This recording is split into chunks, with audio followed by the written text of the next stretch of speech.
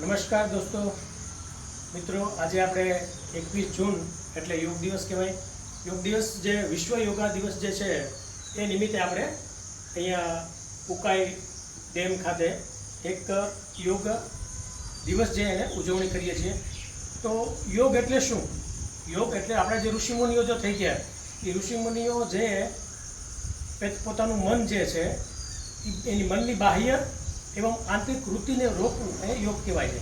યોગની વ્યાખ્યા છે अपने मन की बाह्य एवं आंतरिक वृत्ति को रोकना. એટલે તમે જે આપણે હમણાં એક યોગની પ્રક્રિયા કરી, ધ્યાન યોગ કર્યું, એમાં શું કરવાનું છે?